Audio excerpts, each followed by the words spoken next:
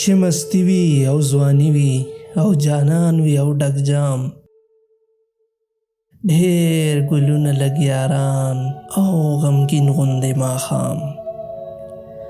عشق سور وي او سنور وي، زړه لمبا لکه تنور وي، په دې ژوند به زه ورزار کړم جنتونه ستا تمام.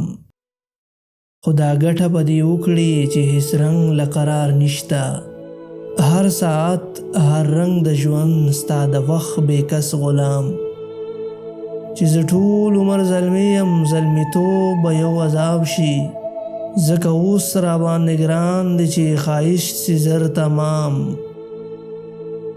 تل سپوږمۍ د څوارلسمې، تل جانان د شپاړسمې، تل ځواني سیند د شرابو، دا دوزخ دی که انعام. دې دنیا پسې به ژاړم، دا تیاره هلال به غواړم، هره ورځ به یادومه نرۍ لړه د ماښام. تنگ د حورو وفادارو بې وفا جانان به غواړم، ستا دم په ذات ښکاري دی د ښکار خوند کوي هر ګام. د مستۍ د سیند په غاړه ثوابي روژې به نیسم، اسویلي به کوم یادوم به د ساقي نیمګړی جام. هر یو شی چې ابدي شي، یو آفت شي یو عذاب شي، بس یو تا سره مزه کا د ازل ابد دوام. بند نوې رنګ محل کې نوې نوې جانان غواړي، بیابان کې سره ګلونه توره شپه چراغان غواړي.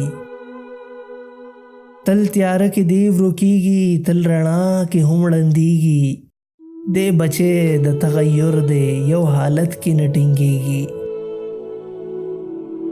که دستا جنت له یوړو دا فطرت او دا وجود، یو څو ورځو کې به سوځي په سرو سترګو به ژړیږي. ای د لوی فضل مالکه مال دا دنیا جنت کا، فارموله د اسانه د درې ټکو نه جوړیږي.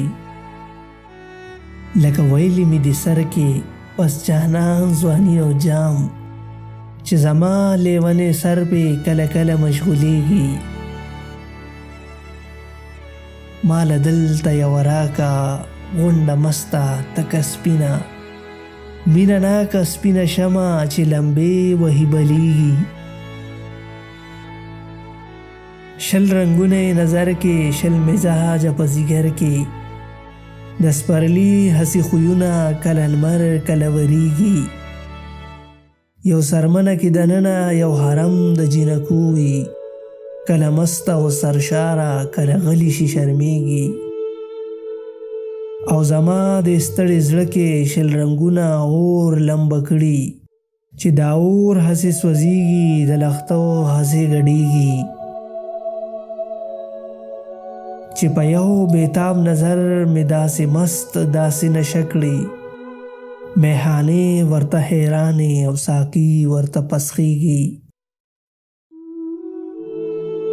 د هغې زرو بدل کې مال دلته یوه راکه، دا بد ټوله ځواني مې د څو کالو مشغوله کا. که دا نه کې جانانه سر بېهورې دې سنبال کا، نه مې هغلته پکار دی نه مې دلته کې یادیږي. ربه ای جانانه ربه دغه یو سوال خو منظور کا، ګنې لاړ غني دې مړ شو ورپسې ژبې کېږي.